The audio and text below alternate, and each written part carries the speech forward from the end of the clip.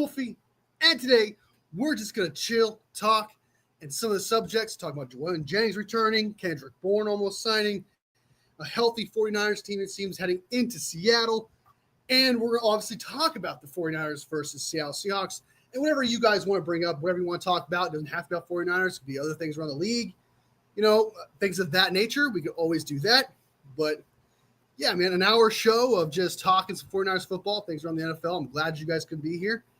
And as you guys know, we are sponsored by water. Water. It's really good for you. It's good for your organs. It's good for your body. It's good for your bowels. It's just all around good for you. Get a cup of water today. It's H2O. It's the way to go.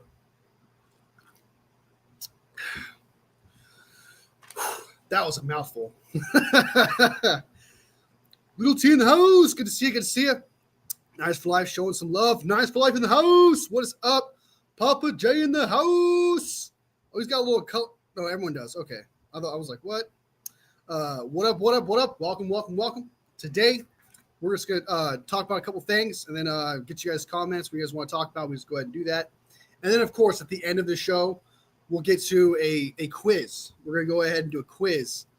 And I don't know if it's loading up or not because it's not showing, but I wonder if it's just hiding it because I haven't started yet because it's a picture quiz, but we'll see. We'll see how it goes. But just to kick things off, man, as I try to pin down this paper because of the fans, Juwan Jennings, back. Juwan Jennings is back. I've already made a short about it or reacted to it. I know there's a couple people out there that are being negative about it, saying, just talking about the ordeal itself and like, oh, but he lost the deal. He, shouldn't have caved or whatever that nature. That is ridiculous. There is a bright side to look at here. That is realistic. That is actually the truth. That, isn't just something you're just, pulling out of your ass and saying, hey, this is a good thing. It's a good thing he's back because for the San Francisco 49ers, they desperately need a wide receiver, and Juwan Jennings is someone the 49ers desperately need, and he's back. So that's good for them. That's the obvious thing. For Juwan Jennings, the 49ers were not going to budge. They were not going to move off of this. There's no way they were going to pay him $20+ million, dude, a year. That was not happening. I believe he can get that with another team out there that desperately needs a wide receiver that can afford it, things of that nature. I can see that happening. But for the San Francisco 49ers, I can see them holding their ground and being like, hey, we're not trading you. We need you. But if you're going to act like this, we'll just hold you back. And then, it could have got a lot worse. This could have been a lot worse situation. So thankfully, Juwan Jennings is back. And honestly, if Juwan Jennings feels any kind of certain way, right, like any kind of type of way, he could just not return to the San Francisco 49ers next year, see what his market is in free agency next year, especially if he were to ball out. So this is good for Juwan Jennings. This is good for Juwan Jennings. This is good for the San Francisco 49ers. And that is just the actual positive and best way to look at it in this situation, right? Everybody wins with Juwan Jennings returning. Brock Purdy wins. The offense wins. Juwan Jennings wins. Yeah. So I'm glad that Juwan Jennings is back. I'm happy Juwan Jennings is back. I think it would have been sneaky weird if Juwan Jennings did not show up to training camp, show up to the season and start playing. I think it would have been sneaky weird. And what do I mean by sneaky weird? It's just so out of character for Juwan Jennings. He's not that type of person to do what like Brandon Ayuk does or any other kind of type of wide receiver that feels a certain way. Juwan Jennings wants to play football, right? And this could have just been some long ploy to just not want to go through the preseason and go through the training camp stuff because he's already familiar with Brock Purdy.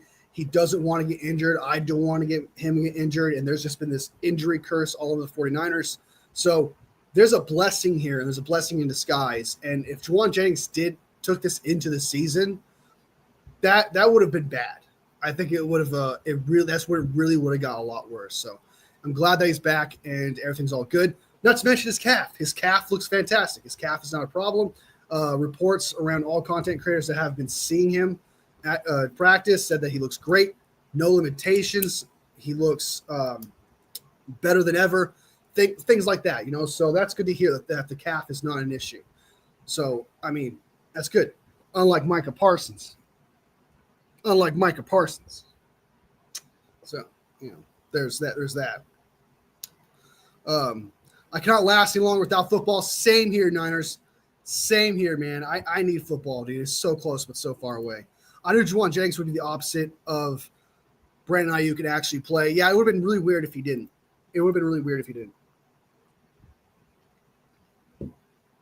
Right? Same here, man. Same here.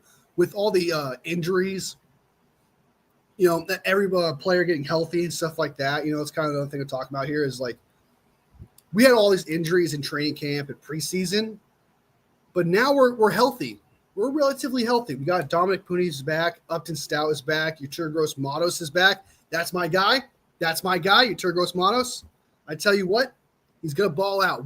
Just watch. A lot of you guys want to hate on Yeturgos Matos, but I'm telling you right now, Yeturgos Matos is going to ball out in this system.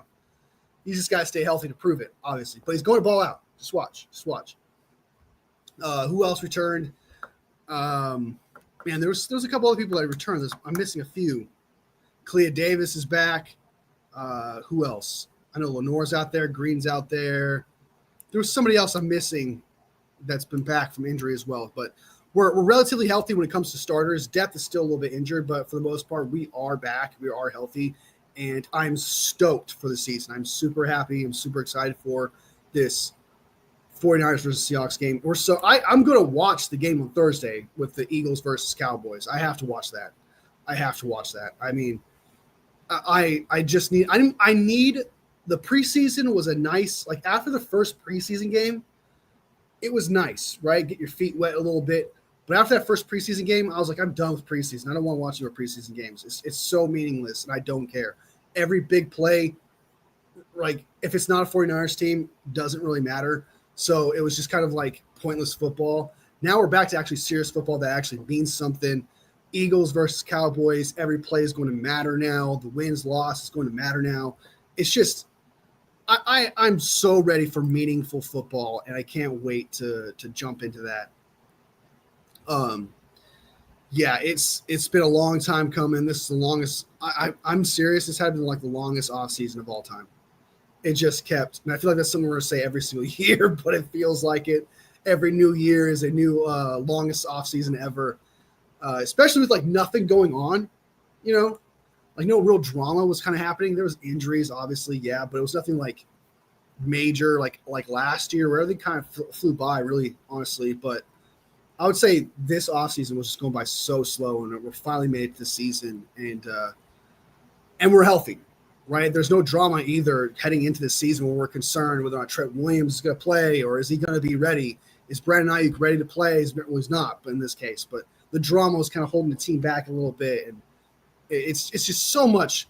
There is a clear vision heading into this season that I'm ecstatic. Because last year there was like hopefully like, man, it's gonna be a rough start, but once Ayuk comes back, it should be good. There's question marks. This season, there's no real question marks outside the injuries, but everyone is back, so it's kind of like there's a lot more hope. There's a lot more fire. There's a lot more excitement heading into this season than last year, for sure. I got major cotton mouth right now. I'm going to have to go get soda or something. It's crazy. All right. We all win. This is the most confident I've been week one. Yep. The best thing that JJ could have ever done is what he did by coming back one week before the season starts and not risking re-aggravating his injury during TC and trade preseason. Exactly. That's the bright spot. That's the good thing about this whole situation is that like that's a blessing in disguise because I'm not concerned about Juwan Jennings just picking up where he left off, right? The difference between the Ayuk one is like he wasn't participating in anything, right? He wasn't doing anything. Juwan Jennings was there for minicamp. He was there for OTAs and did his whole shebang, and he looked great from the start. Juwan Jennings also practicing this week. I feel like he's going to pick up where he left off. And just like you said, he avoided that whole injury bug thing of where everyone's out for into the season where it's like they're out till week 4, week 6, week 2, whatever it may be. He kind of avoided all of that, and it's a blessing in disguise that he wasn't at training camp or preseason. So there's some good to look at here when it comes to San Francisco 49ers and Juwan Jennings. Gross Matos is so underrated. When he was healthy last year, he was great. That's what I'm saying. That's what I'm saying. But everyone wants to jump on this train that Gross Matos is shit. But I'm telling you, man, and I swear to God, if he performs, if he pops off, I'm rubbing it in faces, man. I'm rubbing it in faces, dude, because everyone is against me on that. Everyone's like, cut the guy. He's got to go, blah, blah, blah. But when he has played, he has looked good. He's just been dealing with injuries, right? But he's going to be healthy this year. He's going to be healthy under this scheme with Robert Saleh, and he's going to perform. This guy is going to be good. I'm telling you. Just watch. He fits the Mikael Williams-esque kind of type scheme. It's going to happen. Just watch. All right? And remember that. Remember what Wolfie said. Gross Matos. That's my wrong story. Wasn't Ronald Green also hurt too? I think so. I think he was. Because Tony was back earlier, but I do know he's back though now. So if he was, he's back too as well. So this team, honestly, it's just Mustafa and Ayuk. And I guess, what's his name? Kevin Givens. Kevin Givens, Ayuk, and Mustafa are only like the 3 starters that aren't starting week 1. Oh, I guess Demarcus Robinson. So that's 4 players. So 4 out of the 5, out of all the starters the 49ers have are not starting. And that's pretty good considering all the injuries we've had, right? That's a pretty good look, I think, if you ask me. Being like, oh my God, all these injuries constantly every single day. This guy out for 2 weeks, blah, blah, blah. And we have 4 players that are not starting week 1 that are starters. I say that's a win. That's a win in itself. So, yeah.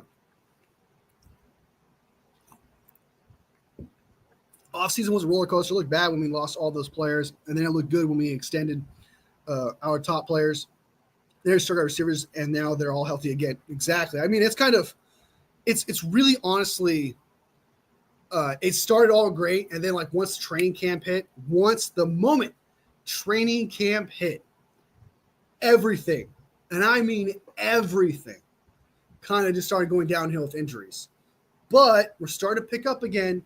Hopefully we don't, and we're starting to get healthy again where it's not looking as bad anymore. Like it was constantly every day, injury. Now we're kind of getting out of that trend. So we got to keep our fingers crossed, knock on wood, that it doesn't happen again through the season. We'll see how that goes. But yeah, I'm really ecstatic about the season. I was concerned in training camp for all the injuries, but now it's starting to get good. Good vibes. Just an absolute roller coaster, like one of those wooden ones that shake around all the place. And it's just as dangerous because, one injury away from, one of those little pulls away from the whole entire roller coaster coming off. I can't wait to see our linebackers. Same dude, Nick Martin. I can't wait to see Nick Martin and see how he does in meaningful games, meaningful snaps against starters. What else? D. Winters, I want to see how good he actually is. And Fred Warner. Bethune is supposed to take a step up. That linebacker core, I'm excited, especially to Robert Saleh, because Robert Saleh is the linebacker. He's a linebacker guru. If Robert Saleh was not a good defensive coordinator, he's without doubt would have been the best linebacker coach of all time. Like he had to have been, because he just develops linebackers so well. Right, he's just so good at developing those players. So yeah, and finding them in the draft because he's responsible for those. Do you have a call-in? I do not. But if you have a question in the comments, just shoot in the comments, man. I usually respond to comments. I try to keep things in comments so that way I get to everybody. Because usually when you have a call-in show, you kind of focus on one person, and then you don't get to the rest of the comments, and someone gets skipped and missed out. So I don't have a call-in. But if you have any question, just shoot in the comments, man. I usually tend to get to it. Showing some love. That's what I like to say. I have a question off topic, but it might be on topic. Shoot it in the comments, bro. I'll answer your question, bro. Crazy Juice in the house. Good to see it, man. Good to see you. And I forgot to get a shout out. For Life Niner in the house. What up? What up? What up? Well, I'm streaming, showing some love. That's what I like to see. That's what I like to see. Do you think they'll be okay with the receivers they have right now? That's the thing that I wanted to look at, and I'm gonna go ahead and bring that up. That's kind of concerning me just a little bit. Hold on. No, that's not it. That's not it. Where's okay? Load. Pa! All right. So these are the 49ers receivers right here, guys. I don't think I've ever seen this before. The 49ers have 4 healthy wide receivers on roster, according to this. Russell Gage, Juwan Jennings, Sky Moore, and Ricky Pearsall. 4 wide receivers, dude. That's actually crazy, man. I don't think I've ever seen that. Like, that, isn't that weird? Jordan Watkins is injured, so that doesn't count. 4 wide receivers. George Kittle counts as one receiver. I guess you got CMC. But in terms of just like the wide receiver position, we're so injured to the point where we're like, okay, let's just roll with 4. Let's just roll with 4 guys. So I think that's kind of weird. If like 1 or 2 guys goes down, you only got 2 wide receivers, meaning you got to put CMC at wide receiver. You got to put Kittle at wide receiver at some point. That is such a paper thin. That is such a paper thin position right now.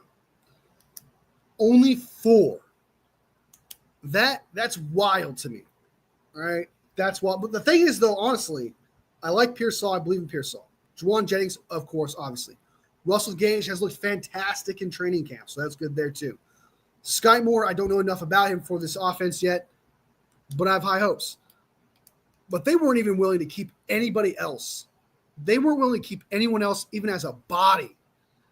They're like, either you're good and you help us, or you're out. I think that's absolutely hilarious. Only 4. Wow. I think that's weird. Do I think we're okay? I don't know if we're okay. It's a concern because if one of them gets hurt, it's concerning, but it's not, if that makes sense. Like, I'm not ecstatic about it or thrilled about it, but I'm like, it could be worse, right? Because only 4 wide receivers is not a good thing heading into the season. It's not the greatest thing heading into the season. With Jordan Walker still hurts, I would like to see Robbie Chosen come up from the practice squad. I mean, that would be realistically the next guy to come up on the practice squad would be Robbie Chosen. I mean, he's been the one that's flashed the most out of everyone on the practice squad or anybody in general that's been in training camp. So I think you're probably onto something there, Papa J, where they'll probably, if Jordan Watkins is not ready, they'll probably bring up Robbie Chosen for the practice squad. Because I can't imagine them heading into this season with just 4 wide receivers in the game. And one of them playing kick return, which is open to injury. So, for one thing, I'm the real For Life Niner. Whoever that other person is, install my name. I didn't know there's another person. I will keep an eye out. I'll keep an eye out. I am really excited for what Pearsall is going to do this season. I think I might have sold not taking him in my fantasy. In my fantasy league, I think the Pearsall Brock Purdy connection. I know Juwan Jennings is out there. Brock Purdy has a connection with Juwan Jennings. He's looked good with Russell Gage, but with the minimal wide receivers that we currently have right now, there's Kittle obviously and CMC, but I think Pearsall is going to. I think they're going to force feed Pearsall. I think Pearsall is going to be the number 1 wide receiver. I think he's going to get most of the reps. Even when Ayuk comes back later on in the season, week 6, week 7, whatever it may be, I think that Pearsall is going to be the number 1 guy. I think Kyle Shanahan is going to force feed that connection between Ricky Pearsall and Brock Purdy. If you got Ricky Pearsall in fantasy, I think that was a smart way to go in terms of trying to get the number 1 guy, the number 1 wide receiver. That's going to be a thing. There is a downside though where it doesn't work out and Pearsall's not that good. Then you're kind of screwed because then Brock's going to start targeting, Juwan Jennings, George Kittle, and stuff like that. But I don't think it depends where you got him. Did you get him like later on? Like I haven't played fantasy in a while, but a receiver like that, you get maybe like what, round 7, round 6, 8, somewhere around there. Hold on. I hate getting cotton mouth. It's crazy. I enjoy that Sky Moore turns his career. I hope so too, man. I honestly do. But knowing Kyle Shanahan, I'm not saying that Andy Reid couldn't, didn't know how to use Sky Moore or what was best used for Sky Moore. But Kyle Shanahan does more things that suits Sky Moore a lot more than Andy Reid's scheme does. Like Kyle Shanahan does a lot more jet sweeps, right? And a lot more screens and things like that, where I think a lot more stunts, where Sky Moore is going to fit it a lot more with motions and things of that nature. I think Kyle Shanahan does that a lot more than Andy Reid does. So there's potential, it really honestly is. And it's true that the man could just need a new place, a fresh start, right? And 49ers could be that fresh start. I have hopes. I have high hopes for Sky Moore. I really do. And I'm not going to say the sky's the limit. The sky's the limit for Sky Moore. But I'm just saying we could get more out of the guy whose sky's the limit. See what I did there? So it really sucks that Watkins is injured. He was looking great in training camp and the preseason. Same, I know. But hey, he'll be back. He'll have some playing time in the future. He's going to be back. He's not out for the rest of the season. Just a high ankle sprain. If I remember correctly on the top of my dome, he will be back. But yeah, the Jordan Watkins, man, I love that pick. I absolutely love that pick. I thought that pick was awesome. I didn't know who he was. Really, I remember watching him for like a second, like, whatever. But then when we drafted him, I saw the vision. I went back, watched his highlights, watched the breakdowns of this guy. I kept saying it since that draft, dude. The routes he runs looks exactly like 49ers routes. He looks like he's running routes in Kyle Shanahan's system. The way he's moving, the way he cuts inside the numbers, etc. It looked exactly like a Kyle Shanahan receiver. And I've been excited about Jordan Watkins ever since then.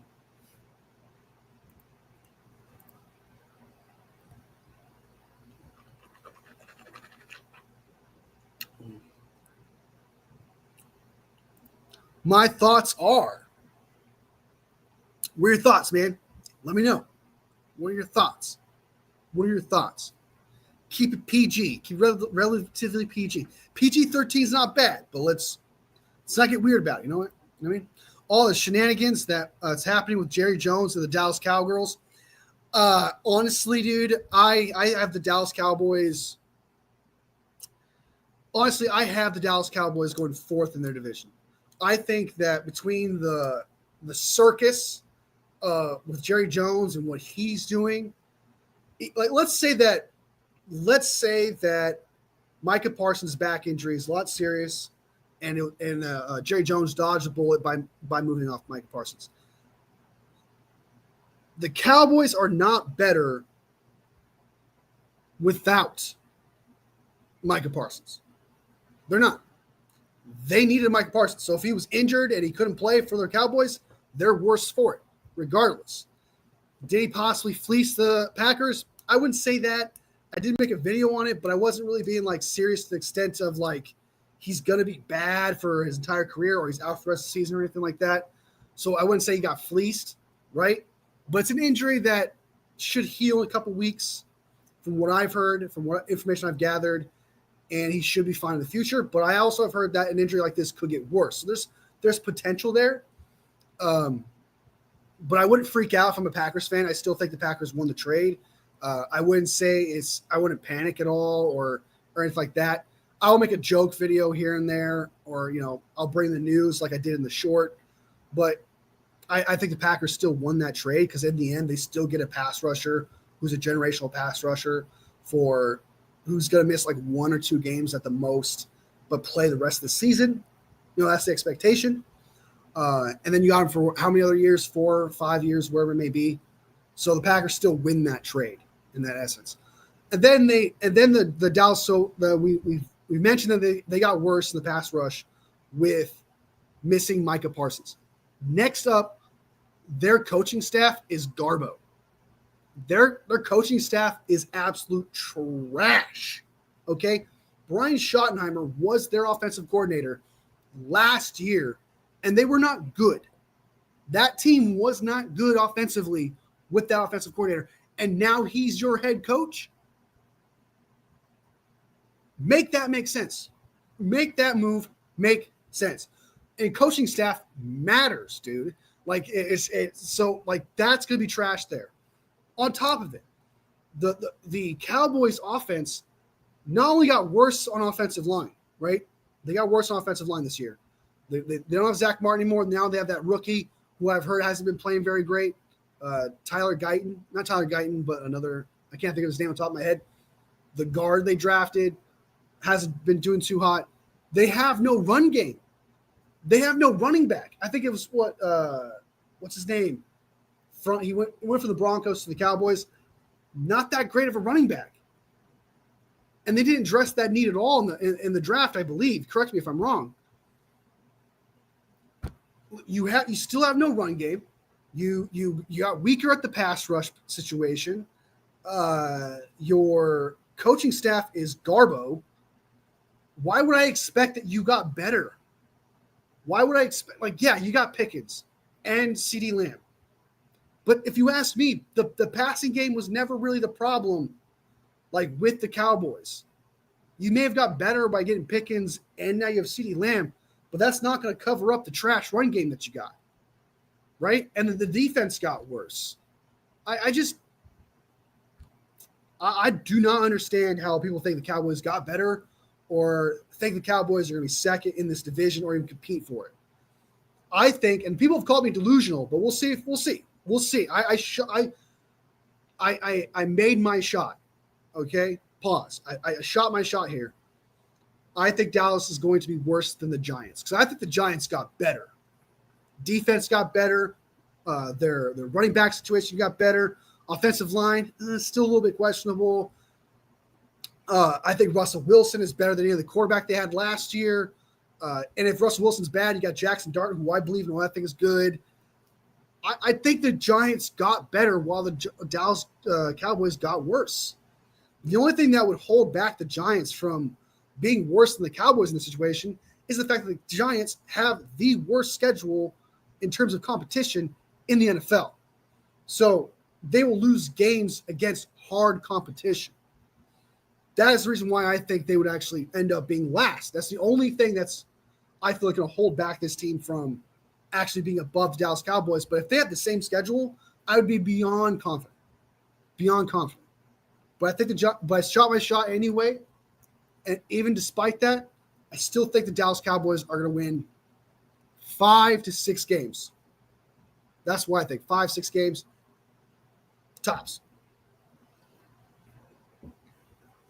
It's an absolute clown show over there. And I know I'm a 49ers fan and I hate the Dallas Cowboys, but people who know me, who watch my show or watch my shorts, they know I give respect to everybody. If I think a player is good, or even on the Eagles, wherever it may be where I have hate, if the player's good, if they're doing something good or whatever, I'll admit it. I will straight up say, hey, this guy is doing good.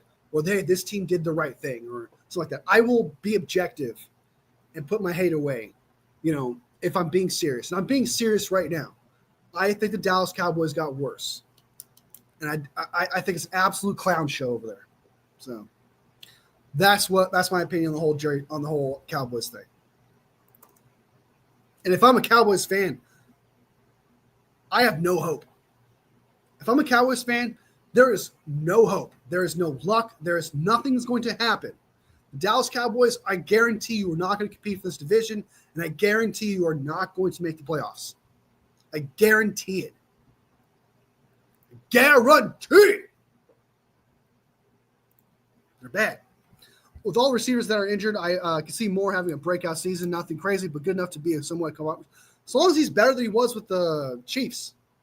That's really honestly that matters the most to me. Because he wasn't that great with the Chiefs. He has some good moments with his punt returns, kick returns, stuff like that. But, like, I really do want him to be a better wide receiver, and it's possible. We'll see how it goes. I mean, Andy Reid's scheme is different than Kyle Shanahan, and schemes matter. So we'll see. Schemes matter for these teams. And I think that Sky Moore might fit this scheme better and play better. And I agree with you. I don't think his breakout season isn't going to be like 1,000 yards or anything like that. But I can see him getting like 500, maybe, somewhere around there, which to me is breakout to him. So he's not going to be number one for us anyway. So him getting 500, I think, is huge for a third, fifth string wide receiver. Everything that he is doing, do you think that it would trickle down to two other organizations of the NFL, not focusing on Super Bowl, but the money? Trickle down to two other organizations in the NFL, not focusing on Super Bowl, but the money?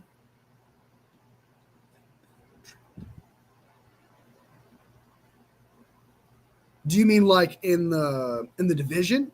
Are you talking about in the division? If you're talking about in the division, then I would say, yeah, it's Commanders and Eagles. Yeah, I would say that. If you're talking about in division there. I think Jerry Jones, he's too, and it's not something, this is nothing new. This is nothing like profound that I'm saying here. Everyone knows this. So I'm kind of just preaching to the choir and saying what everyone else is saying. It's all about him winning. And it's not about the team winning. It's about him winning, right? It's about him making more money for himself, publicity, and himself winning. He's a very selfish owner. Do I think he wants to win a Super Bowl and win Super Bowls? Yes, I actually do think that. I'm not going to say he doesn't want that, but he wants to do it his way, only his way, and how he wants to do it. It's literally like, I don't know if you ever had Madden leagues before, but if you ever played Xbox or PlayStation or PC, whatever it may be, where you play Madden leagues with 31 other users, he's a user that stays in the same league, takes nobody's advice, does everything his own way, does not care. He has to win every trade, or he thinks he wins every trade. Every deal has to be a deal that he agrees to, that he loves, and there is no leeway and there is no compromise. Jerry Jones does what he wants. And it seems to me there was, with Dak Prescott and the other people he signed, was there tension on some level? Yeah. But Dak Prescott still showed respect and was still, from what I take from Jerry Jones, is it's a conversation between him and Dak, and I made a deal with Dak, not his agent, and stuff like that. And it's just more of like this frat house circus where everything has to be done through Jerry Jones, right? And he doesn't want to do it the normal way of ways you're supposed to do it, or like literally talking to his agent. Did not want to talk to Micah Parsons' agent. That's wild to me, right? He's never going to win a Super Bowl again unless he lucks into another Jimmy Johnson, which will never happen because at the time, Jimmy Johnson had some power. He had some control. But the moment Jerry Jones got that taste of success and those Super Bowls, he's been an addict. He wants all the credit. He saw the credit that Jimmy Johnson got, and he cannot let it go 30 years later. He's still addicted to being the center of attention, where like there cannot be another reason why they won a Super Bowl. It always has to be Jerry Jones. It cannot be because of another reason. If the Cowboys win another Super Bowl, Jerry Jones is going to do everything in his power to be like, I won us a Super Bowl. Wasn't Dak? Wasn't Brian Schottenheimer or whatever other coach comes around. Doesn't matter. I did it. And he's never going to win unless he lucks into it, which is possible, but it's never going to be because he did the right thing.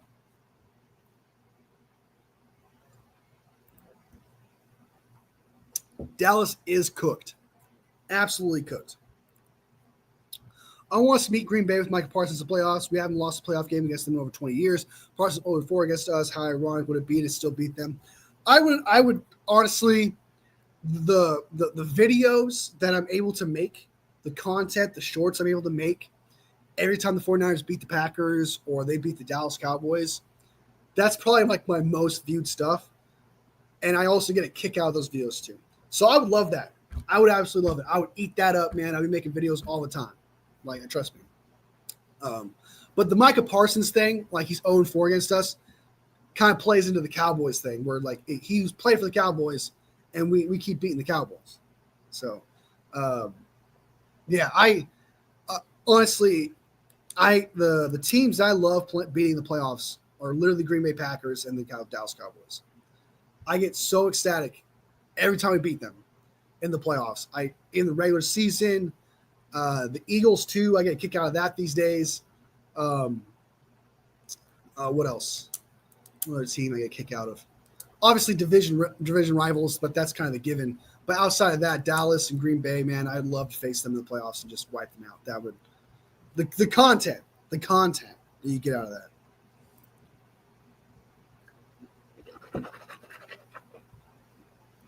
They're definitely upset. There are some fans out there that are very delusional, right? There's a lot of fans out there that are saying, oh, Micah Parsons is not that guy. You know, they're talking themselves into the trade. And it's like, yeah, Micah Parsons may have not been the best run stopper guy, but on third down, when it's a passing down, dude's generational. He's one of the best, if not the best, on that third down.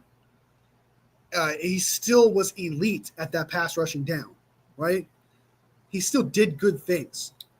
And if you just put a run stopper in on the first and second down and then put Micah Parsons in on the third down, elite setup right there.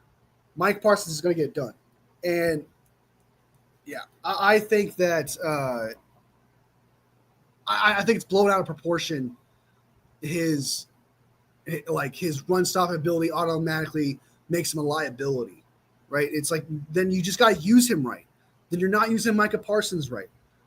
You know what I mean? Like, you just have to use him correctly.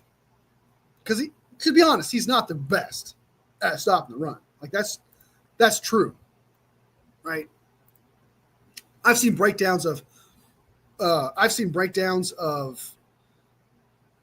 from YouTube's of people talking about, look, Mike Parsons failed at this run stop. He can't do this run. He's not good at run. He's not good at stopping run. But it doesn't take away from his talent how good he actually is. So, Salvador Sara in the house. Forgot to give love, man. I forgot. Facts. If it was a Disney movie, the Dallas Cowgirls will win the Super Bowl. Yep. Just because they're worth most, stuff like that. It genuinely. I truly do get a kick out of the downfall of the Dallas Cowboys. I hate the Dallas Cowboys. But like I said, if I'm making a serious video, I'm not joking. If I'm evaluating something, I'll give my honest opinion. When I evaluate something, just know that it's my honest opinion. There is no joke behind it. There is no hate behind it. It's just what I believe. If it's an obvious satire joke video, I'll do that, right? Like there's videos I will do that's like that. But when I'm evaluating, or if I say this guy's the 6th, 7th best quarterback, or whatever it may be, you know, it's not a hate video or a glazing video. It's my actual evaluation. I try to separate my evaluations and my feelings and stuff like that. And then with my jokes, those are just funny. And everyone likes jokes. Everyone likes jokes. It's a difference. I was trying to break down my whole question, but the chat would not let me break it down all at once. So I had to break it down in sections. Jerry wanted to be part of WWE. Now he's making the NFL into the NFE, National Football Entertainment. Without a doubt. I mean, it does get the 49ers, get the NFL talking. I mean, he does bring in revenue with his conversation, does bring a lot of attention to the, I keep saying San Francisco 49ers, to the football. So it's not like he's not doing the NFL a favor, right? I mean, but in terms of winning a Super Bowl, in terms of being serious, like, have you seen, what is it? Their practices? I've seen clips of I've seen clips of their practices, the Dallas Cowboys practices. They're joking around. They're doing stupid shit left and right. You got Dak Prescott on a broom going yee and shit like that. I'm not even fucking kidding, dude. Like, he's actually doing the yee on a stick and shit. One of them was they were doing some other thing. I can't remember what it was. But they're just doing dumb stuff. Like, I understand doing things every now and again, but I'm seeing a lot of those videos of the Dallas Cowboys. I just not take them seriously. I just don't. The thing about Parsons is that he isn't good against the run, and the Niners are a very good heavy team. That's why he's always trash against us. Yeah, I mean, Kyle Shanahan obviously knows his weakness and takes advantage of that and goes right at Micah Parsons. That's a smart thing to do. So Nick Bosa is really not that good as well. It depends on how far do you like, what's the depth of what you mean by that? That's the question. Like, do you think he's like just not good and he's just like good pass rusher? I still think he's great, borderline elite, right? I don't know if I would put him top 5 pass rusher right now. Before his contract, he was that guy. He was. But after his contract, he has not been the same player. I will definitely say that. He has not been the same guy. He has not been the same player. He has not lived up to that hype. It doesn't help that we haven't had the guy in the opposite of him. In 2023, we did, but I still don't think he was that good. He's been a little bit of a letdown in terms of what you expected from him. I would say that, but I would still say he's good. I would still say he's great. I still think he's great, right? Borderline elite. But I would probably have Micah Parsons in terms of pass rushing. If you want in terms of pass rushing, I would put Micah Parsons above Nick Bosa. I would. I do think Micah Parsons is abysmal in the run game. He is a liability in the run game. And I think Nick Bosa is better at him than that. But I've seen Nick Bosa miss tackles in the run game a lot. I'm not going to sit here and say Nick Bosa is the best also in run game, but he is better at it than Micah Parsons is. But in terms of pass rushing, Micah Parsons is better. Micah Parsons is without a doubt a top 5 pass rusher. It's obviously Myles Garrett, Max Crosby. I think is better. Why am I blanking on all the pass rushers? T.J. Watt, obviously Micah Parsons. That's 4. Trey Hendrickson, obviously as of right now, is that could change. He could just be like the 2-year wonder guy because I think the past 2 years has been pretty good. I think there's someone else I'm missing. But so, yeah, I'll probably have Nick Bosa around like 7 or 8 because I think there's someone else I'm missing that's really good that I'd probably take. So I would. So, yeah, that's probably my ranking in terms of pass rush. So I would take Micah in terms of pass rushing over Bosa. I love how this went from talking about the 49ers and how they're looking at headings to week 1 just clowning the Cowgirls. Hey, we talk about everything here, man. Everything. We talk about around the NFL. We talk 49ers, stuff like that. Whatever you want to talk about. That's what it's all about. Good afternoon, everyone in chat. Hope everyone's having a great Tuesday. Trying to text my dad about you live now. He thinks he's going live at 5 a.m. his time. It show ends at 5 a.m. Did I put it's possible that I put 2 a.m. Did I put 2 a.m. in the post? No, I put 2 p.m. No, yeah, I'm not going at 5 a.m., dude. Like, the only time I ever get up that early is if the sun is up and I got to take my dog for a walk before it gets super hot. On that, bro. I'm sorry. I love you guys. I love going live with you guys, but 5 o'clock would not be the show for us.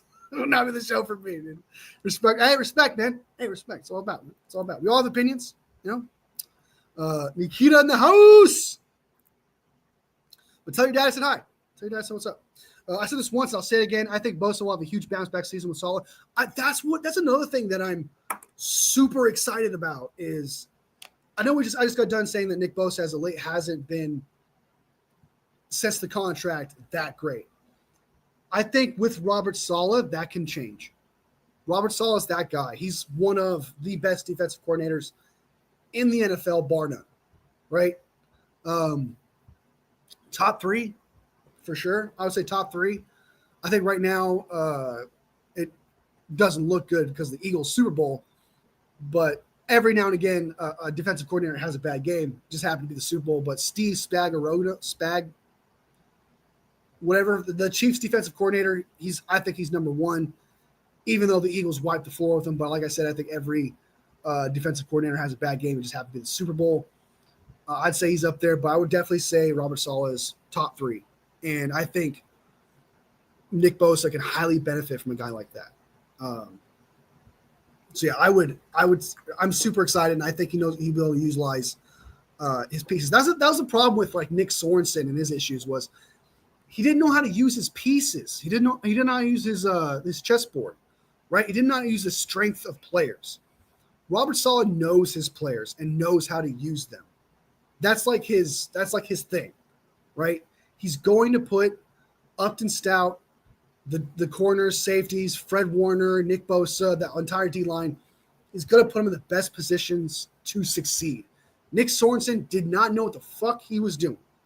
All right, he did not know how to use any of his players whatsoever. Robert Saleh adapts, knows how to use his pieces. So I think Nick Bosa gets double-digit sacks this year. I'm going to say he's going to get like a 12, 13 sack season. That's my prediction. I think Nick Bosa is going to take a step up. So,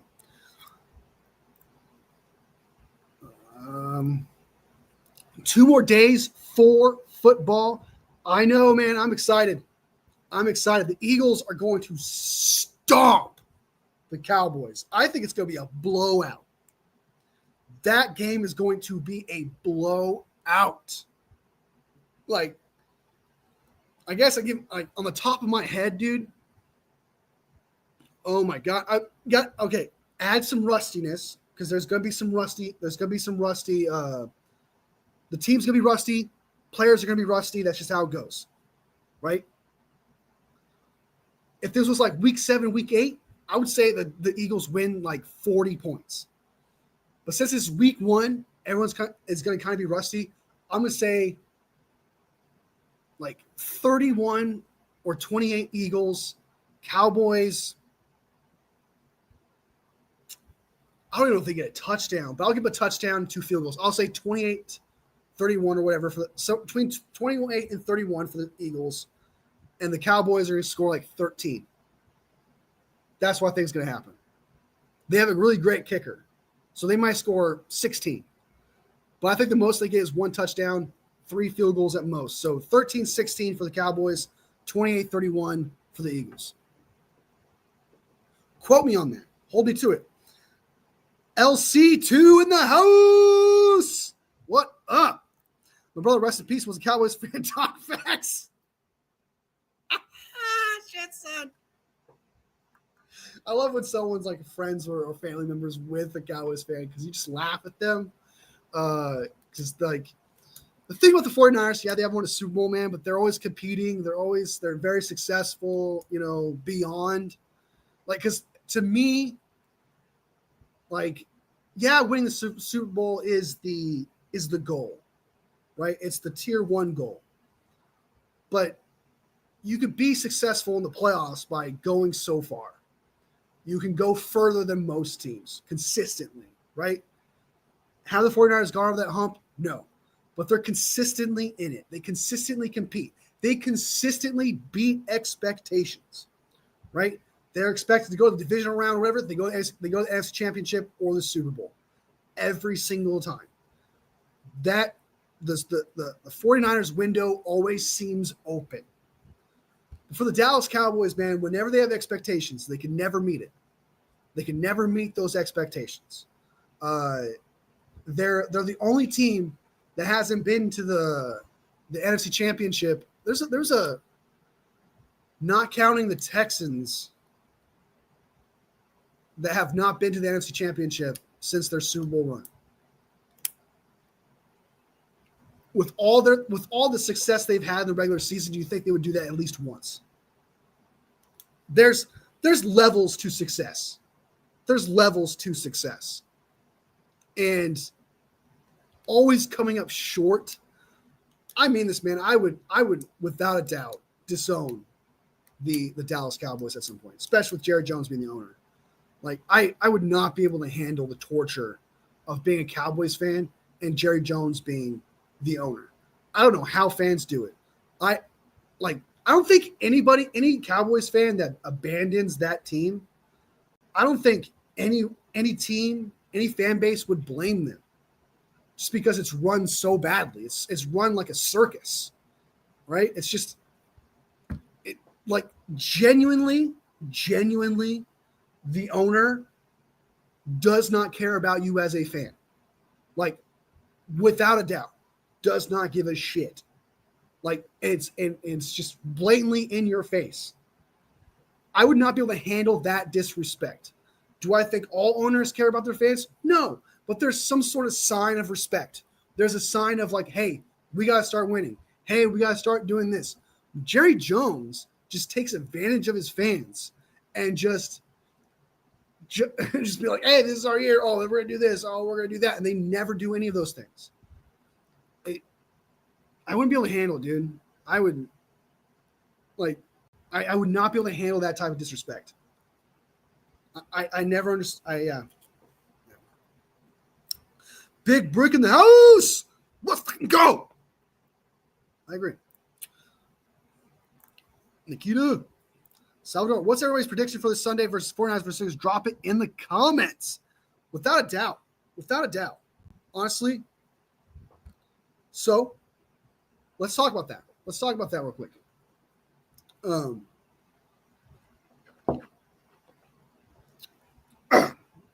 My vocal cords are dying. 49ers versus Seattle Seahawks. The prediction. Like Salvador said, put your predictions in the comments. I would like to see it. Like I said with the Dallas Cowboys and Eagles game, I think there's going to be a little bit of rust. I think the Seahawks can win this game. I think a lot of teams can win games that I don't think that that team is better than, if that makes sense. Week 1 is very unpredictable. Teams that are not good will beat teams that are good week 1. It's just kind of how the trend, it's just kind of how it works. So there is a world where Seattle beats the 49ers week 1. But I'm not going to predict that. You know what I mean? I'm not going to do that. I do think but I will acknowledge that there is a possibility. I will acknowledge that. But I think both teams are going to be rusty. I don't think the 49ers offense is going to start off hot. Seattle may score first, and I think it's going to be a lower scoring game than people expect. I'm going to say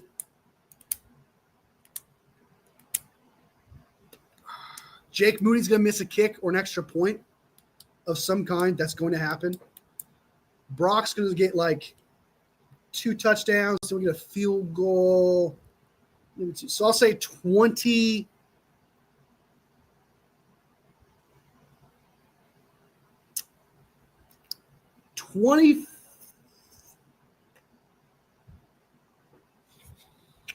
Either 20-21 for the 49ers or 20-21 49ers for the Seattle 14-17. So the 49ers are going to win either 20-21 to Seattle's 14-17. That's what I'll say. So at max, the Seattle's going to score 17 points. The 49ers at max are going to score 21. At least, and I think the Seattle Seahawks are going to score at least 14. Maybe 13. That's my prediction. I just think that both I just think both teams are going to be rusty and everything's unpredictable week one. You don't know what you're getting week one with any team. I mean, look at the Saints last year, right? Saints looked like the best team in the NFL last year. After 2 games, they were trash. They went back to what we expected them to be.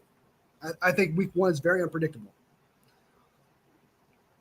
What else we got? 5 a.m. would be diabolical. I would not be able to do that.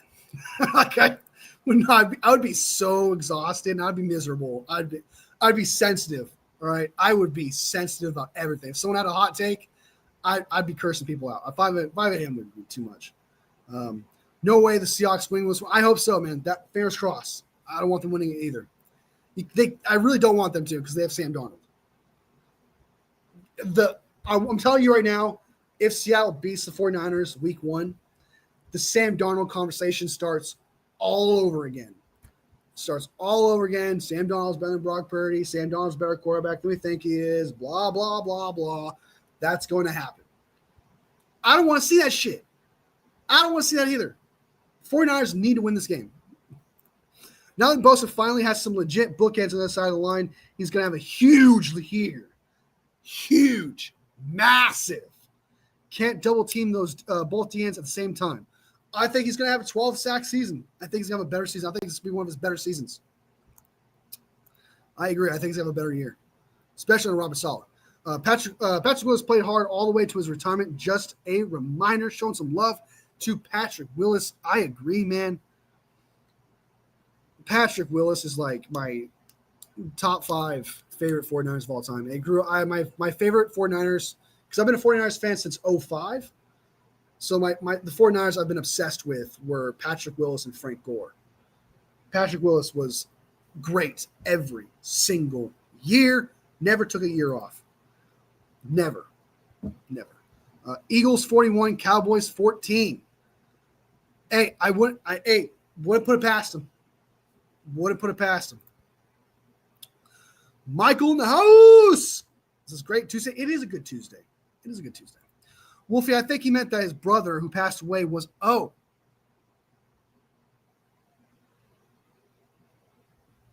I'm sorry. I didn't mean I'm sorry. My bad. I thought you meant like rest in peace Cowboys fan as in like a Cowboys fan because the team's dead. My bad. I didn't mean it like that. So if that's the case, if he actually did pass away, I'm sorry. I didn't mean like that. I mean that with all due respect. It's really, I feel like a dick now. I didn't mean like that. I started talking shit now. I did not mean it like that. I thought you meant rest in peace Cowboys fan as in, because the Cowboys are trash this year. That's what I thought. So if your brother's passed away, I'm sorry. Truly, my condolences, man. He doesn't have to go through all this bullshit. What Jerry Jones is going through, at least. But yeah, if that's the case, my bad. I did not mean like that. The key to my phone said 5 p.m. I set it for 5 a.m. to work out at the beach. Hey, you're here, man. You're here. You made it. How's your Tuesday going, Papa J? Going so far? I have so many friends that are Cowboys, Browns, Seahawks, Patriots, and Jets, and Giants. Dang, it's a brutal list. Except for Patriots and Giants. Patriots, they got that dynasty recently. And Giants fans, I don't think it's that bad to be a Giants fan. You've won 2 Super Bowls recently. It's not that bad to be a Giants fan. I think being a Browns, as of late, because Cowboys had that dynasty, obviously. So for the past, I still don't think it's too far off for the Giants to be like, okay, it's too far away. Now we're suffering. But they're getting there. The Jets, Browns, it's pretty brutal. It's pretty brutal. Seahawks, they have won a Super Bowl recently. They did have that dominant year. I wouldn't say a dynasty. They just had that epic defense. It's kind of like the Chicago Bears, but for the Seattle Seahawks with the Legion of Boom. You're not going to say that the Bears had a dynasty, right? You're not going to say the Seahawks had a dynasty. But I'd say out of all those teams, though, the Browns are the worst. Because out of all those teams, the Browns are the only team that's never won a Super Bowl. I'm a little behind my questions, but I'm still tapped in. Appreciate the content. Hey, I appreciate you, man. You And the folks in this comment section is what makes this show go. Appreciate you too, man. It's all love up in here. My ex worship Rams, Matthew Stafford. She called him Playboy model. X for a reason. It's going to be awesome. Now Wolfie's back. I am back. I'm trying to go live more often. It's just not dive too much into it. Just a lot more going on. You know, I'm trying to be more frequent with the lives and stuff. I'm trying. 34-24. That is a huge score, dude, Brick. Damn. 24 points on Robert Saleh's defense. That hurts, man, but it's possible. It's week 1, right? It's week 1, but 24 points? 34 points, I will be ecstatic. Because if it's 34 points, that means Brock Purdy threw 4 touchdowns. Well, maybe he didn't throw them, but he played really well if we got 34 points. And Jake Moody made 2 field goals. I'll take it. Moody 2 for 2 in field goals and 4 and 4 in pass. Moody has never missed a kick at Lumen Field, by the way. 1 TD is a defensive pick 6. Book it. I would love to see that. That's a great game. That would be a great game. Houston's 41, Rams 27. I think that's a hot take. Michael. I don't think Houston's going to be that good this year. Their offensive line got worse than last year. I think that's a hot take. 41-27. We'll see. I think Rams win that game. As long as if Stafford is healthy, and that's questionable because he's just Matthew Stafford. I know he's tough. I get his toughness, but he does get older. The back soreness is holding him back a little bit, but he's just one big hit away from being done. Like, he's just one big hit away from being done. How many carries do you see Brian Robinson getting this weekend against Seattle? Honestly, like 2. If Christian McCaffrey's healthy throughout the entire game, right? He's getting like 2, 3, 4 tops. Like, that's just how it goes. Here's the thing. Kyle Shanahan loves Christian McCaffrey. He uses him like he's a Madden player, okay? Does not think about the fatigue, nothing. Before Christian McCaffrey, Kyle Shanahan did use running back by committee. He did switch out running backs all the time. People would complain too. That's one thing. That's kind of interesting how the narrative switched up, where it's like back in the day where like a player will get hot and then, you know, Kyle will switch him out to give him a rest or whatever. And everyone's like, hey, why'd you take him out? You should keep playing. Now it's like, you need to take out CMC and then have someone else play. So it's kind of weird how the narrative switched up. But Kyle, before CMC, he would do running back by committee. He would switch players out, you know, things of that nature. But with CMC, no. As long as CMC is able to play and he's healthy and isn't fatigued to the point where he's slowed down, no running back is seeing the field. Like, so over a course of the game, I think, and this is honest, this is like an honest opinion here. Like, I'm not even trying to exaggerate because of how much Kyle Shanahan loves CMC. I think he's getting 4 touches tops. Like, max. And Kyle loves CMC way too much to take him out. It's just not going to happen. 28-21 49ers. I dig it. I dig that. Ram Center ate at my Rudy's Tacos before the game.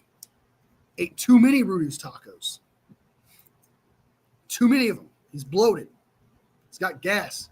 He's going to shit all over Matthew Stafford's hands. This is what I'm trying to tell you about Jerry Jones. He doesn't only cares about that money. That's it, man. Publicity. Yeah. It's Super Bowls are just not a caveat, but what's the opposite of a caveat? I'm trying to think of the word. Where it's just kind of like it's an extra. It's extra. If he were to win a Super Bowl, happen to do it his way, It works. But he runs the organization how he wants to run the organization. One in the house. Jair Brown being the starter on the depth chart is insane. Is he the starter? 21-23 Seattle. I just realized that. What?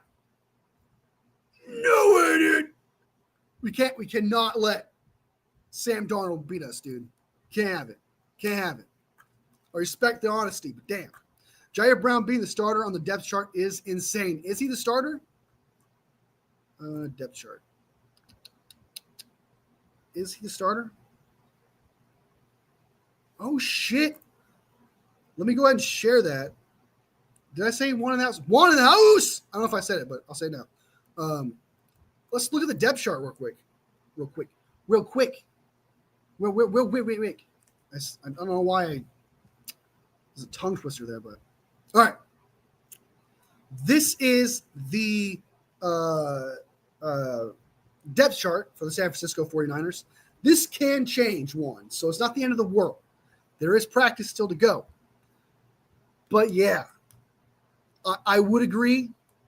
Pinnock at free safety, not surprised. Marquise Sigel being number 2, not surprised there.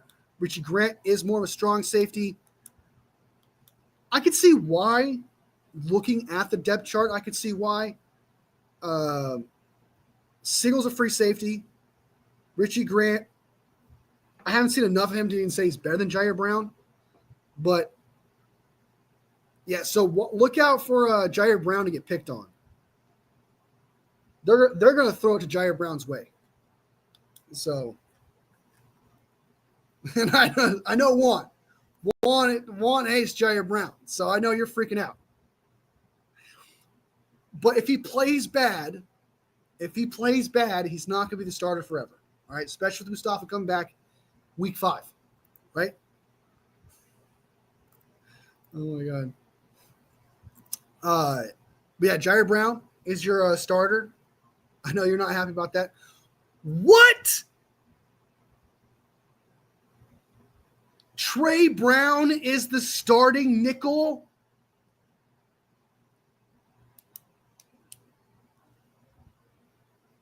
That's concerning. Pinnock earned it. Pinnock has earned his spot. Totally get it. John Lador, top 10 corner.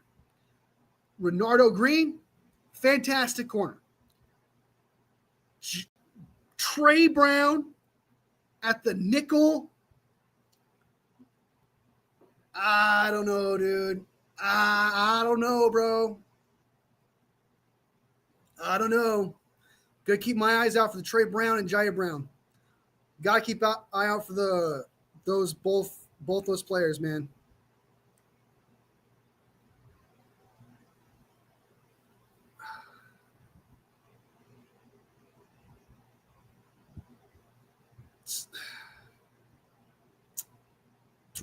That's crazy. Sorry, I'm actually blown away.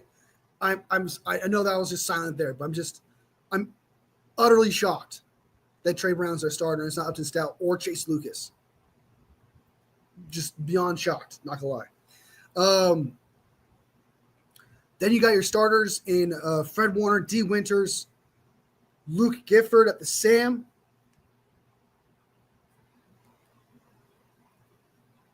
I think it should be Bethune or Nick Martin. So that's a little weird. Why is Kevin Givens? Kevin Givens is injured. He's out for the year. What is he doing here? What are you doing here, dude? What is this guy doing here? This is an older roster, says one.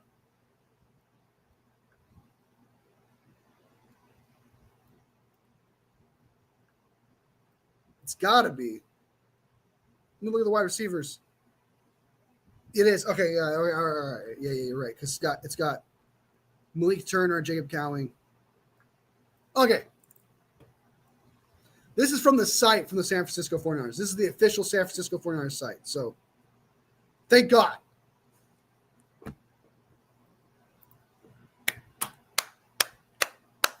Thank God, dude. had me concerned. I was like, wait a minute. I was like, that can't be right. You're right. Okay, is there a current? I'm looking for a current one. Current depth chart. Current 49ers depth chart. But Jair Brown probably is probably the starter.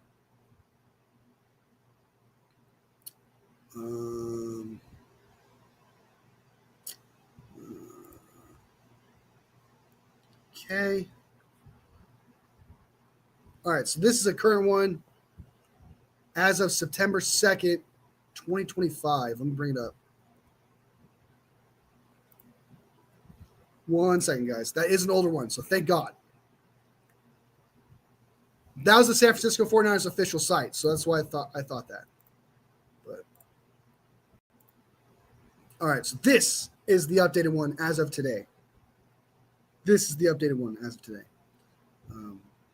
yeah, and MVS. I forgot about MVS too. So MVS wasn't also on there. So you got MVS, Russell Gage, Juwan Jennings, Sky Moore, and Ricky Pierce. So it's 5 wide receivers.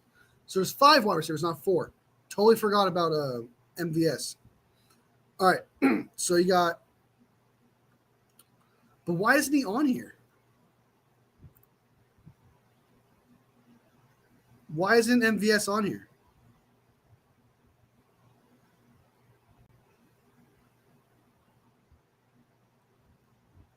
Hold on.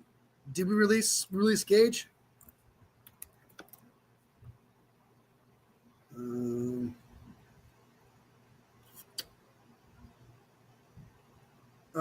They're promoting veteran wide receiver Marquise Scouting to 15-man roster from the practice squad.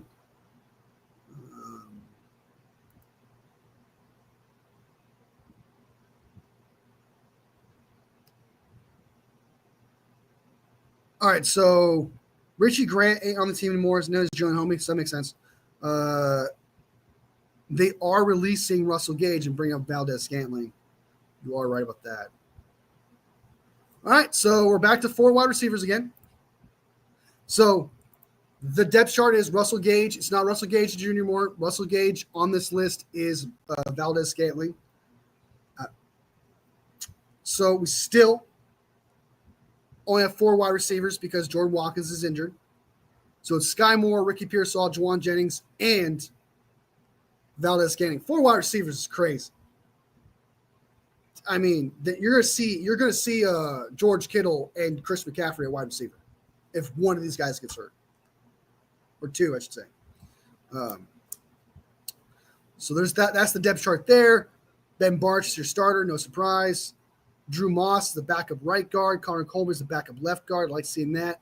Spencer Burford as the backup left tackle. Is what it is, though. Austin Pleasant's made the team. Hopefully he's better than he was in the preseason. Fingers crossed. Jake Tungus making the team. I was surprised, but I'm not. I wasn't surprised that he beat Willis, but I'm shocked we got 3 tight ends in there. Luke Farrell. Running backs are Christian McCaffrey, obviously Brian Robinson Jr., then Isaac Guerrero. Jordan James still has that broken finger, so I don't expect him to play. But yeah, to answer what Papa J said earlier, Brian Robinson's going to get like 4 carries, like tops. Like tops. Then you got Brock Purdy at quarterback, and then you got Mac Jones at quarterback, obviously. Let's go ahead and move over to the defense. You got Mikael Williams, left defensive end, Bryce Huff. He's going to be your pass rusher, obviously. Mikael Williams is going to move inside on 3rd down, and Bryce Huff will be your left D end. Robert Beal Jr. making this roster is a super shocker. I'm not going to lie. Let me try to catch up some of these comments real quick. Past the old depth chart. Yeah, this part of the depth chart. They haven't updated the website in a long time. It's true. Trey Brown's injured. He is injured. I thought for a second there, I was like, why is he starting? And he's injured. The only 2 rookies they're starting are Stout and McKell. MVS is in the practice squad. They just promoted him. They got rid of Gage. They promoted him. But I'm sure you know that because I just told you not too long ago. Yeah, that looks better. This was released a few hours before MVS put on their active roster. Yep. Gage likely to return to practice squad. I hope so. Because Gage played well with Brock Purdy. That's just a fact. So, yeah, I'm kind of happy with that. I'm officially pissed. Strawberry in the house. What the F are they doing? What do you mean? What are they doing? What are you doing? What are you upset about? That list is not right. The depth chart was released today, Papa J. Only thing wrong is Gage MVS swapped. Yeah. The team had 4 healthy wide receivers, 3 who can catch and 1 who can't. So you replace one of the guys who can't catch the guy who can. I think you mean the Russell Gage and Valdez-Scantling thing. Yeah, that's kind of interesting. But they obviously believe in Valdez-Scantling more. We'll see how it goes. I mean, you have seen? I don't know if you've seen that trend where when Valdez-Scantling is on your team and on your roster, your quarterback wins the MVP. So maybe Kyle Shanahan is like, hey, let's go get the guy that's going to make Brock Purdy just MVP status. I mean, that's kind of smart. That's superstitious smart right there. Gage should be around, but I do agree. Only 4 wide receivers is wild. That is insane. You at least keep 5 bare minimum. 4? That's some Madden shit. Like in Madden, you have like 4 wide receivers because you only really need 4 wide receivers in Madden. In real life, that's weird. 50% of the wide receivers on this team can't catch a pass. Pearsall can catch. Juwan Jennings can catch. Sky Moore, yeah, I guess. Okay, so you mean Sky Moore and Valdez-Scantling. Yeah, you got a point. We'll see. Hey, give them a chance to redeem themselves. Strawberry, give them a chance. Give them a chance. You can scream, I was right. This is some bullshit when it happens. If it happens, you could scream that was right. That's some bullshit. Now, do we need Kendrick Bourne? I would like Kendrick Bourne. Seeing Kendrick Bourne not get signed, that was very disappointing. I'm not going to lie. I actually really liked Kendrick Bourne a lot. I liked him on the squad. Now, is there still potential for us to sign him? Yeah, we still have potential signing him. Like, he's not going to – just because he goes to the Commanders doesn't mean the Commanders are going to give him a better offer. He's probably going to go to a team with a better offer. And if the Commanders give him a better offer, he's probably going to a team. But we'll see how it goes. I would like Kendrick Bourne on this team. He's a good vibe. It's a good vibe. Karen in the house. What is up? Yeah, it's the wide receiver thing is so weird. You could just kept Gage and promote VS on game day. Maybe MVS. How do I put this? There's probably what they're probably going to do is they're going to do the opposite of that. MVS probably wants to be on the roster. That's probably part of the deal, and they're going to promote Gage on the practice squad because nobody wants Gage, right? I can see them doing that. I see them promoting Gage before the game, keeping MVS on the squad because MVS could have went to multiple teams and decided to go to the 49ers. So that's probably what they're doing there. So only, can I do math right now? Only 60% of the wide receivers can catch because Sky Moore and MVS will be on there, and Gage will probably get promoted. So it's not the end of the world. My hope is that that means Watkins is healthy, not from what I've heard. I'm not too concerned about wide receiver Kittle goes off against the Seahawks. That would be exciting. He can't catch. I'm also wondering if Watkins will be healthy. We'll see, man. I don't know. I haven't heard anything. I have not heard anything about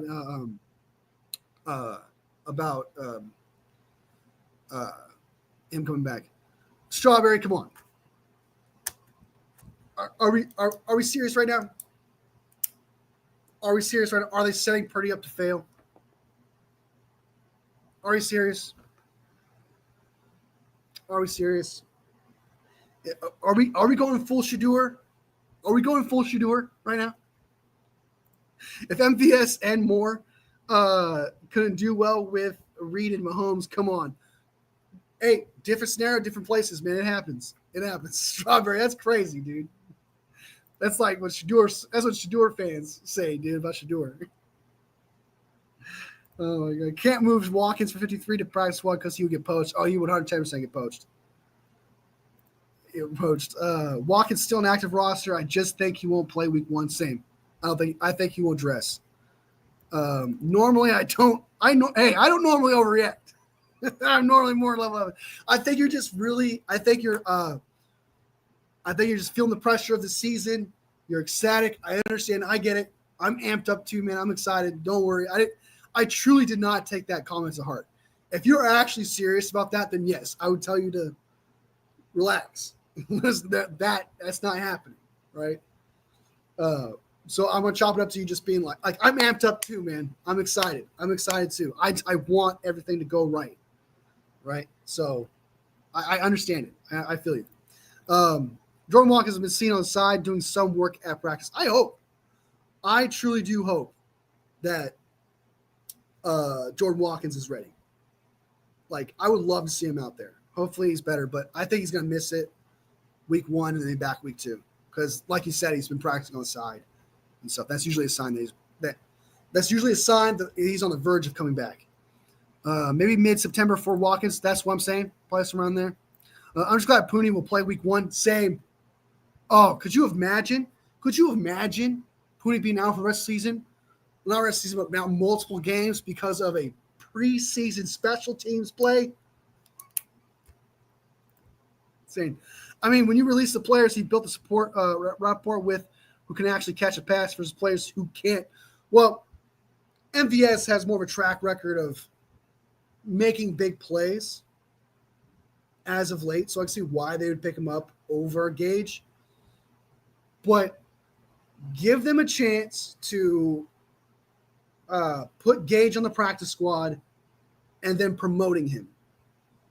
Like, give him an opportunity that and have MVS on the squad. It doesn't mean Gage is not playing week 1. They are not setting him up to fail. They're not setting Brock Purdy up to fail. Tyler Elton in the house. Good to see you. They were talking Watkins to return week 1. Fingers crossed, man. I can't.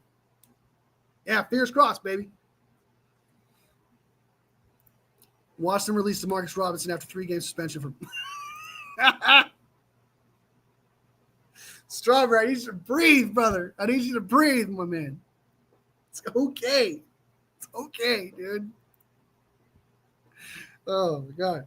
Also, I have no idea why we kept Jordan Elliott. He was a big reason why the D-line sucked. This is Robert Saleh's defense. If Robert Saleh we trust. Robert Saleh thinks that Jordan Elliott is good at something. And Nick Sorensen does not know how to use his players.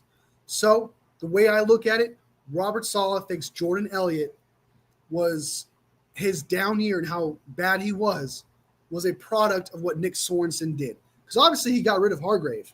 And what's his other name? What's the other dude's name? We got rid of another guy. Like, obviously, we got rid of some guys. But if Robert Saleh thinks Jordan Elliott could be that guy in the run-stopping ability, we'll see. And this guy comes from shit. You relax, Strawberry. Everyone's like, bro, you bring Strawberry. Gage's career numbers in MVS. Not close. Yeah, but Gage hasn't been that guy in a couple of years. MVS is still doing stuff, right? So it's all right, man. It's all right. I love Solid, but he ain't the best D-line. He drafted Bosa, but he also drafted Kinlaw.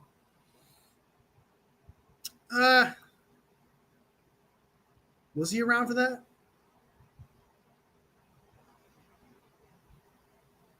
But he did have the 2019 D-line, which was really great. And that was considered the best D-line in football at the time. So I'm sure he has the Pam Sky One MVS. Strawberry, dude. Hey, if something bad happens, Strawberry, guess what? You can say that you were right after Sunday. You can say that you're right and be like, hey, we should have done this, we should have done that. But I see the vision. I see the vision. I truly do. I don't think it's as bad as how you're freaking out. I see what you mean by that they can't catch or whatever, but I don't think it's that bad. I don't think it's that bad. So we'll see though. We'll see. One thing MVS has that George doesn't is speed. That's why they want Sky Moore and MVS to take drop off defense to the middle of the field for Kittle, JJ, Kittle, and CMC. Yeah, there's a vision. I see the vision. I thought Kinlaw was demo too, because I thought after 2019 we lost. Let me check. Hold on. Who was the 49ers DC?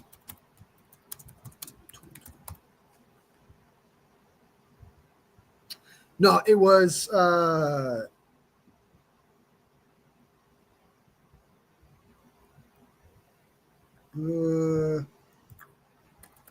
when was Robert Saleh hired as the Jets head coach?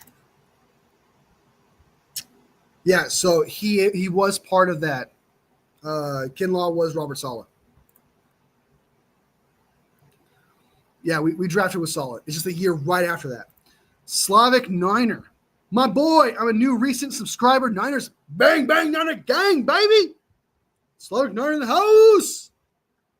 Good to see you, man. Welcome, welcome, welcome. Cool. Should have just elevated him from practice squad. He didn't need to be put on the 53. But that's the thing, though. MVS could have gone to another team or whatever. Gage is not. Gage is going to go be a practice squad. No one's in the rush to pick up Russell Gage. So I see what if they wanted MVS, this would be the move. Both of them are trash. I like MVS more than Sky Moore, but I'm not a big fan of Sky. Yeah, Kansas City Chiefs fans hated Sky Moore, bro. Absolutely. Ty knows what's up. Moore sucks ass. He might be different with the 49ers, y'all. It was fun. It was solid in 2020. That's true. That's true. You couldn't really evaluate players and stuff like that. Niners spitting hot fire right now. Slavic spitting hot fire. Strawberry, just relax, breathe in, breathe out, breathe in, breathe out. Oh my God.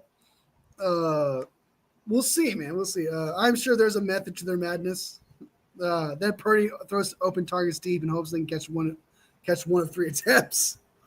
Also, why don't we sign either Simmons or Peppers? They're pricey, but if Saleh doesn't trust Sale yet and Brown is ass, sign one of them.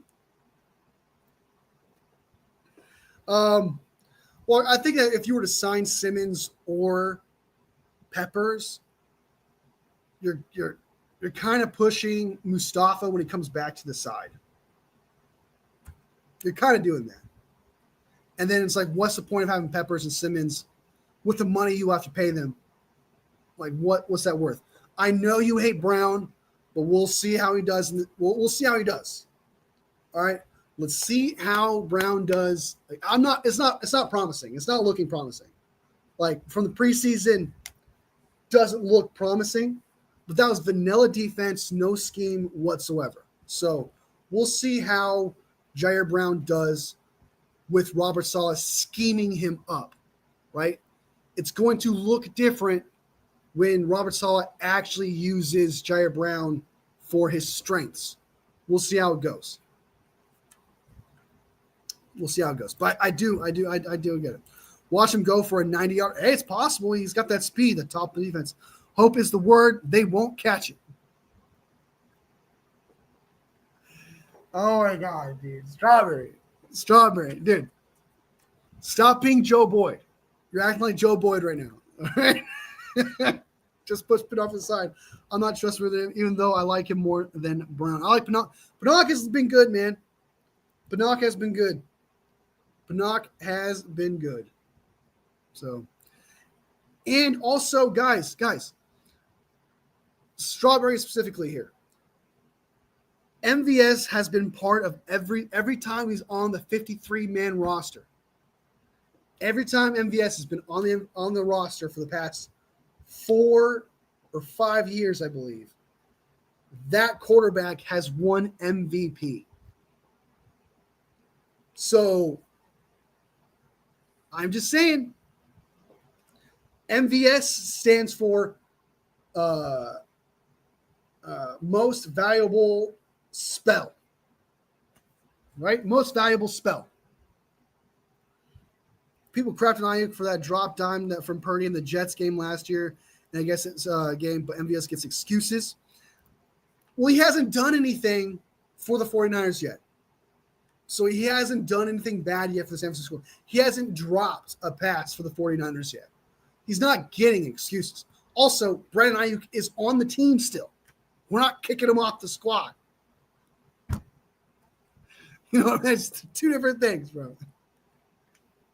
He hasn't dropped a pass for us yet or anything like that. And Brandon Ayuk is still on the team, still 53-man roster. Brown's doing as good in coverage, just needs to wrap his tackles. I don't know about that. He allowed that touchdown pass against the Chargers that looked bad, and the one against the Raiders where he got mossed by granted it's Brock Bowers, but still. Absolutely still. All right. I gotta get out of here soon, but before we get out of here, we're gonna do a quiz. Jazz hands. Who's ready for a quiz? Let's get out of here. We're gonna do a quiz. But before I do that, I have to use the restroom real quick, guys. I'll be right back. Talk amongst yourselves. I'll be right back.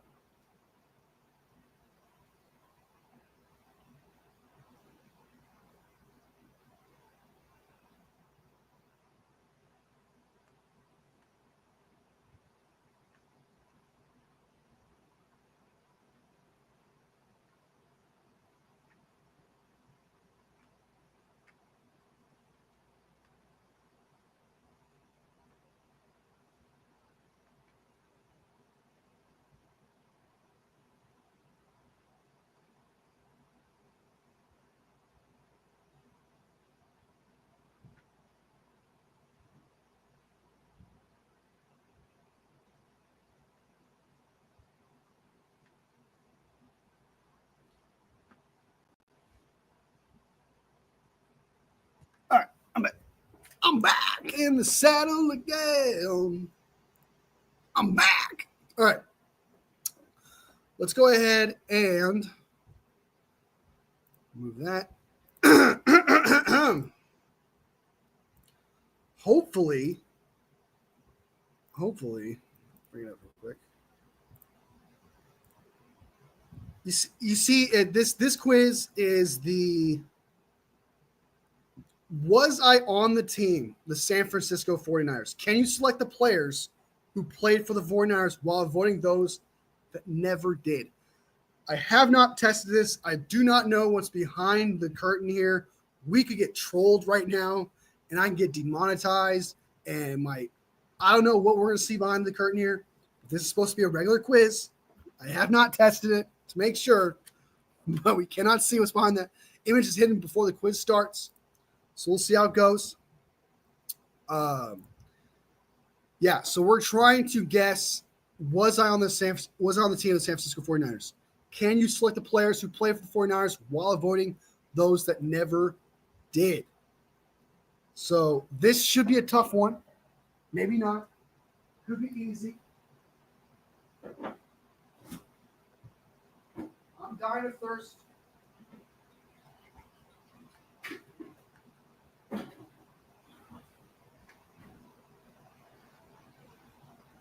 All right, here we go. Y'all ready? Ready, Freddie?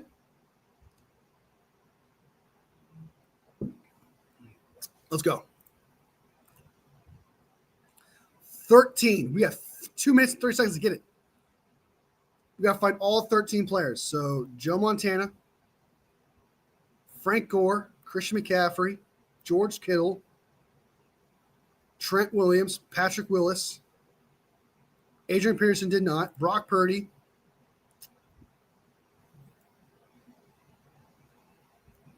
is that Charles Haley? That's Fred Warner, Jerry Rice, 4 remaining.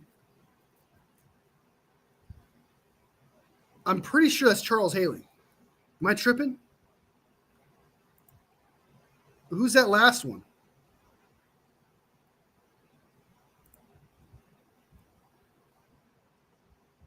Is that Roger Craig?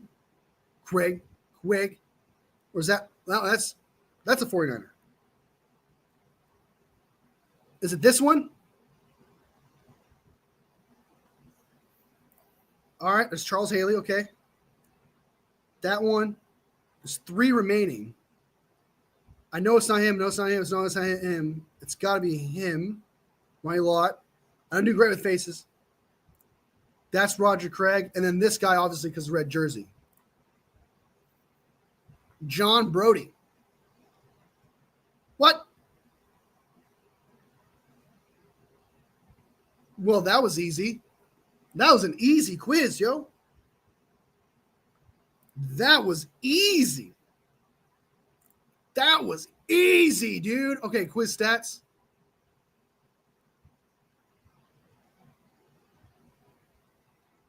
So people struggled the most with Charles Haley. 89% of people get it 100% correct. Interesting. Yo, you got everything right. Yay, me, baby. Let's go, man. I won 2 free tickets to a San Francisco 49ers game, baby. Let's go. All right, we'll do one more quiz. That was easy, dude. NFL quarterbacks since Joe Montana. Let me share it with you guys. All right, so which one should we do? NFL 49ers quarterbacks since Joe Montana. NFL first Super Bowl franchise win by decade. Can you complete this 5-letter word themed around the last pick of the 2022 NFL draft?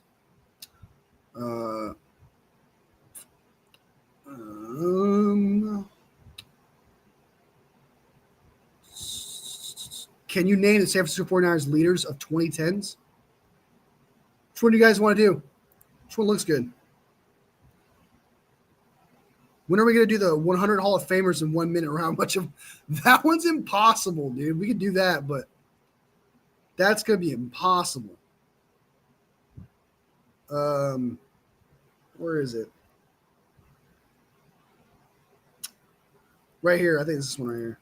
In 3 minutes. Can you name just one of the players who played in the NFL since 1970, AFL NFL merger, inducted in the Pro Football Hall of Fame under the helmet of each of these NFC teams, which will then trigger the rest of the answers for that team?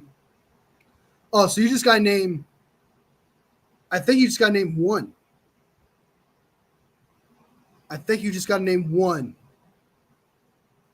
All right, so we just got to name one Hall of Famer for each team. This is what we got to do. In under 3 minutes. Can we do that? One Hall of Famer for each team. I thought it was all the Hall of Famers in 3 minutes. I'm like, that's impossible.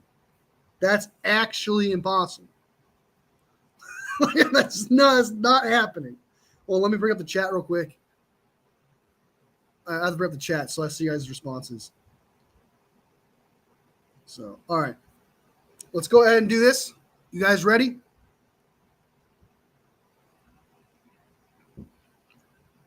Are you ready, Freddie? Let's do it. Let's go.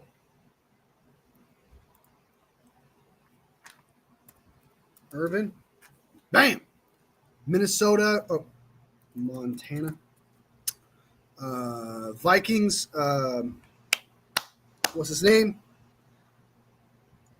Favre for the Packers. That's a good one. What's his name, dude? Randy Moss. There you go. Rams. Warner. Oh, and that's the Cardinals one too. So Bears and Commanders, Singletary. For the Bears. The Bears. Washington Commanders. I couldn't think on the top of my head. Pressure, man. Test pressure. Test pressure. That's not fair. Test pressure. Okay. Washington Commanders. What's Washington Redskins? Thomas. Nope.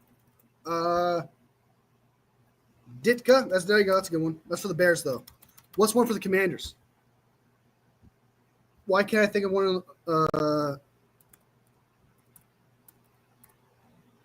That's Gonzalez. What? Tony Gonzalez is Atlanta Falcon? What's the Commanders? Joe Gibbs.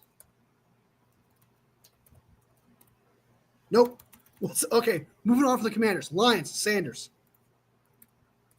I can't think of one for the Tampa Bay Buccaneers. Sapp. Seattle Seahawks. I don't think so. Yeah, I didn't think so. What's his name? What's the wide receiver's name? Steve Largent. The Saints. Drew Brees, not yet. Eagles. What's his name? White. Giants. Strahan. Panthers have one Hall of Fame quarterback, Jim Brown. This is for NFC teams only, it seems. So Panthers and Commanders, guys. We have 22 seconds for Panthers and Commanders. What's the one Hall of Famer for the Panthers? Oh, there we go. Thank you, Darryl Green. Now, what's the Panthers Hall of Famer? What's his name? I'm pretty sure it's an offensive lineman. 6 seconds, 5 seconds. I don't know who's the Carolina Panthers one.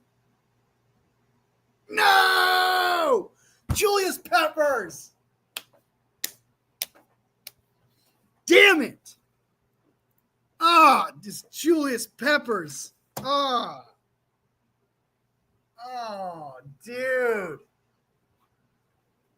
Oh, good one, Papa J. Damn it. That was a heartbreak.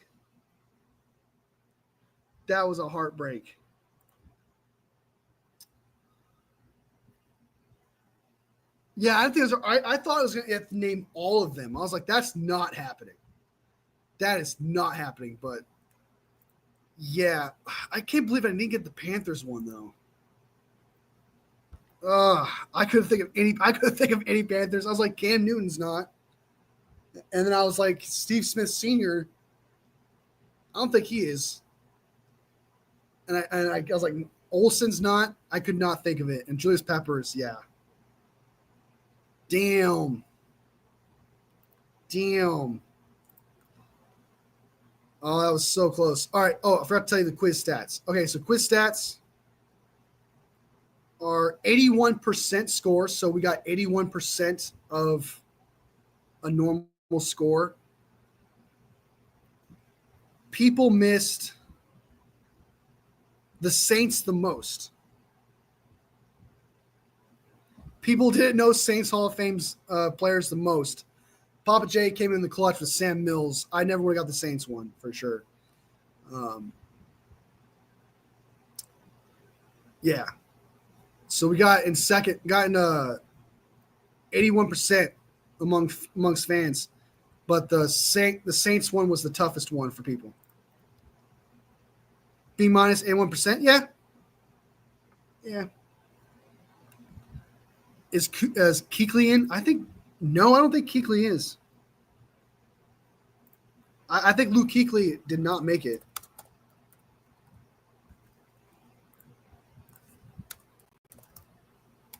Or it's an old test. He is not. Luke Kuechly is not in the Hall of Fame. Whoever said Sam Mills, shout out to you. Who said Sam Mills? Somebody said Sam Mills.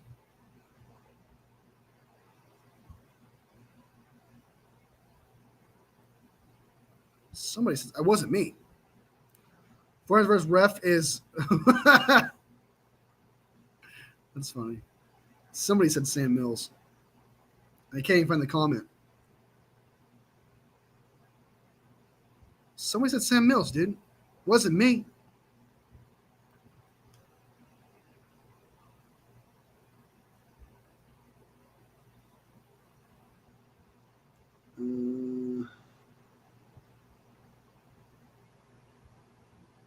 Damn, I can't find the comment. I guess nobody said Sam Mills. I must be schizophrenic. I could have sworn someone said Sam Mills because I don't know who that is. Damn, that's crazy. But all right, so those are 2 quizzes. We'll do more in the future. Obviously, we're not gonna do them all because you guys saw there's like a whole list. There's a bunch of them, and we'll do more and stuff like that as they go on. I just kind of wish I like these quizzes, but I don't. Like I kind of want better ones. But you know, it's still fun.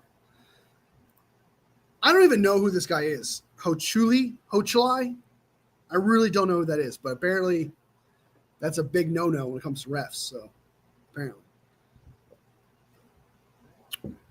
All right, guys, I'm going to bounce. I'm going to get out of here. Today was a great show per usual.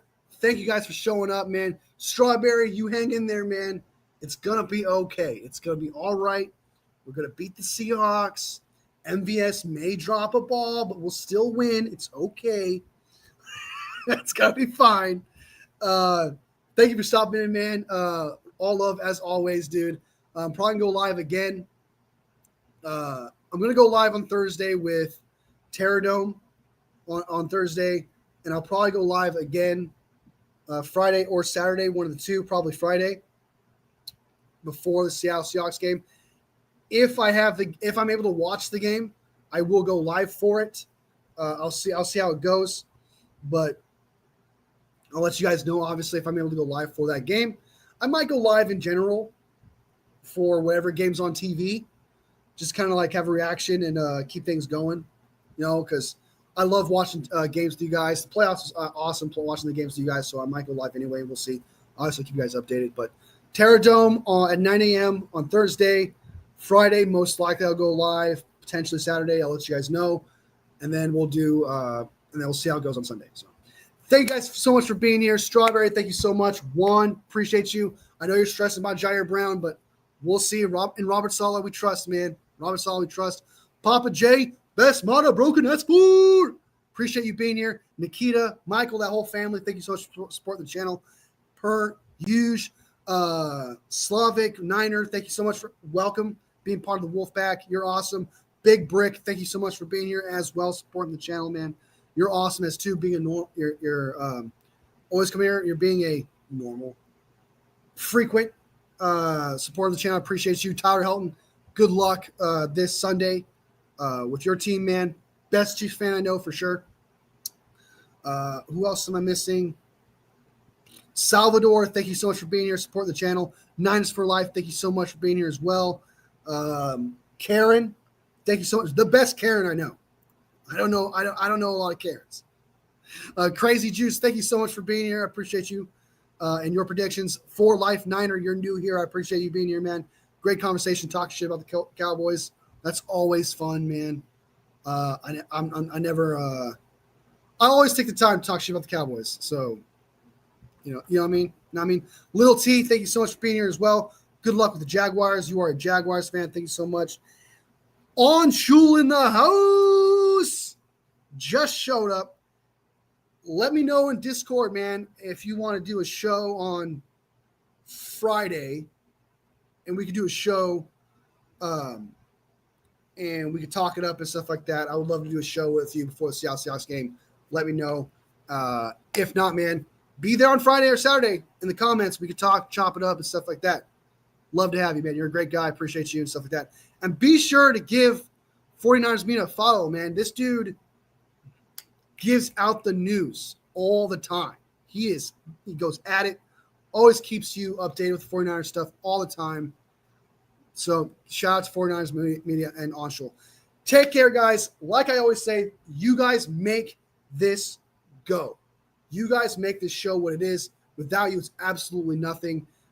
Every time I go live, it blows my mind how much fun I end up having, and hopefully how much fun you guys end up having. I love conversing with you guys. This has been the greatest escape ever, man. I love making videos, and you guys watch them, support me, and take the time out of your day. So thank you guys so much for being part of the Wolfpack, being part of this family. You're fucking awesome. And if you guys are new here, be sure to sub, be part of the family, part of the Wolfpack, and of course, be sure to like, because every single like makes my 49ers heart grow from here to here. All love, fam. I'll see you next video or live. Bang, bang, Niner gang, baby.